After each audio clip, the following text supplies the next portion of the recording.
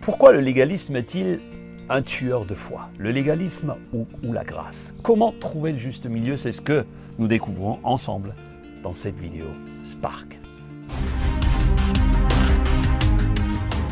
Bienvenue chers amis, Sparkiens, Sparkiennes, du mardi matin. Sur votre chaîne Vie Chrétienne, très heureux de vous retrouver. Le légalisme est un tueur de foi mes amis, mais pas seulement, il est également un destructeur de relations. Chaque chrétien né de nouveau devrait écouter ce message. Alors n'hésitez pas, partagez-le à vos amis. N'hésitez pas, c'est très important. C'est très important. Juste pour rappeler, en aucun cas nous ne disons détenir toute vérité, mais identifier et comprendre ce qu'est le légalisme est une source de libération. Oui. Sera une source de libération pour beaucoup. Oui. Tout le monde est capable de parler de légalisme, c'est ce que nous avons découvert, mais je n'ai jamais entendu quelqu'un me dire « oui, en fait, moi je suis un légaliste ». C'est vrai. C'est toujours les autres. D'où vient le légalisme? L'homme a besoin de directives naturelles. Dieu les lui a données dans la loi. C'est un cadre à respecter. Le légalisme est d'origine humaine. C'est une barrière qui fixe des limites de liberté et arrive avant les barrières divines. Alors au départ, le légalisme est parti d'une bonne intention. Oui. Pour se protéger, pour protéger les autres. Des jeunes, par exemple, vous n'auriez pas idée d'avoir un camp de jeunesse et de mettre les filles et les garçons ensemble dans un même dortoir. Sinon, on vous traiterait d'irresponsable ou de laxiste. Où est le juste milieu? Dans certaines anciennes églises, une batterie était considérée comme quelque chose qui n'était pas de Dieu.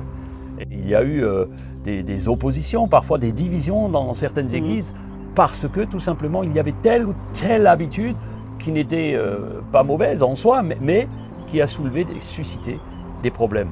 C'est à ce moment-là que le légalisme apparaît. On a toujours fait comme ça a toujours été, ça n'a pas été dans nos habitudes, eh bien nous allons légiférer là-dessus. Donc comprendre le légalisme et ses dangers, c'est ce que nous allons voir et pourquoi. Eh bien, le légalisme est un tueur de foi. Alors, nous allons voir la définition du légalisme. C'est se conformer strictement aux règles et aux lois externes plutôt que de se reposer sur la grâce de Dieu. Le danger du légalisme le plus important, c'est que nous érigeons des règles humaines, des choses humaines au-dessus de la grâce de Dieu. C'est le danger numéro 1. D'ailleurs, vous pouvez le lire dans Colossiens 2. Colossiens 2, 20. Vous êtes morts avec le Christ et vous avez été délivrés des forces spirituelles du monde. Alors pourquoi vivez-vous comme si vous dépendiez de ce monde en acceptant qu'on vous impose des règles de ce genre? Ne prends pas ci, ne goûte pas cela, n'y touche pas. Elles concernent des choses destinées à disparaître dès qu'on en a fait usage. Il s'agit là de prescriptions et d'enseignements purement humains. Certes, ces règles ont une apparence de sagesse, car elles parlent de religion personnelle, d'humilité et d'obligation de traiter durement son corps, mais elles n'ont aucune valeur pour maîtriser les désirs de notre propre nature. Voyez-vous, il est important de saisir ce que dit Paul ici. Oui. Ce n'est pas avec des fais pas ci, fais pas ça que vous allez grandir. Ce n'est pas avec ça que l'Église va grandir. Le légalisme ne fait grandir personne. Je le redis, le légalisme ne fait grandir personne. L'autre danger du légalisme, il engendre la suffisance et l'orgueil religieux. En Luc 18, 9, où Jésus dit la parabole suivante à l'intention de ceux qui se croyaient justes aux yeux de Dieu et méprisaient les autres. Donc il dit, 2 hommes montèrent au temple pour prier, l'un était pharisien, l'autre collecteur d'impôts. Le pharisien debout priait ainsi en lui-même, « Ô Dieu, je te remercie de ce que je ne suis pas comme le reste des hommes qui sont voleurs, mauvais et adultères. Je te remercie de ce que je ne suis pas comme ce collecteur d'impôts. Je jeûne 2 jours par semaine et je te donne le 10e de tous mes revenus. » Le collecteur d'impôts, lui, se tenait à distance et n'osait pas même lever les yeux vers le ciel car il se frappait la poitrine et disait « Ô Dieu, aie pitié de moi qui suis un pécheur. » Je vous le dis, ajouta Jésus, cet homme était en règle avec Dieu quand il retourna chez lui, mais pas le pharisien. En effet, quiconque s'élève sera abaissé, mais celui qui s'abaisse sera élevé. C'est ce qu'on appelle un propre juste. Ici, vous avez l'archétype du propre juste, le légaliste qui se qualifie souvent lui-même et s'enorgueillit de son savoir et ses bonnes pratiques pour se faire mousser devant les autres. Ouais. Un autre danger, c'est de limiter la liberté en Christ, s'auto-limiter, Oui. et en fait, ou limiter les autres, et étouffer la joie spirituelle. C'est ce que nous dit Paul dans Galates. Chapitre 5, verset 1. Le Christ nous a libérés pour que nous soyons vraiment libres. Tenez bon. Donc ne vous laissez pas de nouveau réduire en esclavage. Ne perdez pas votre liberté à cause du légalisme. Alors comment y faire face? De nombreuses personnes qui aiment profondément Dieu et l'œuvre de Christ, l'Église, ne comprennent pas la profondeur finalement de la grâce. La Bible nous montre clairement l'importance de la grâce, sans que nous fassions pour autant n'importe quoi. C'est la limite. En nous disant, ce n'est pas si grave, Dieu est bon. On vous invite à regarder la vidéo du culte qui est passé, je le mettrai en description en bas, sur les bontés de Dieu. Regardez cela.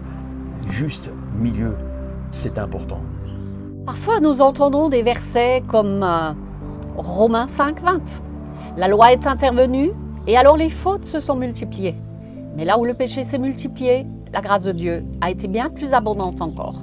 Pour que comme le péché a régné par la mort, de même la grâce règne par la justice pour nous conduire à la vie éternelle par Jésus-Christ, notre Seigneur. Il ne faut pas que la loi tue notre foi.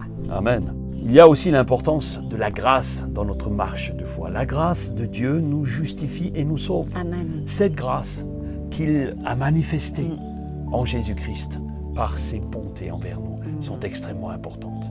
Nous lisons dans Éphésiens 2:8, car c'est par la grâce que vous êtes sauvés, par le moyen de la foi. Cela ne vient pas de vous, mais c'est un don de Dieu. Ce n'est pas un fruit des œuvres que vous auriez accomplies. Personne n'a de raison de s'en vanter. Amen. Ensuite, le légalisme nous rend acariâtres, alors que la grâce, elle nous transforme de l'intérieur.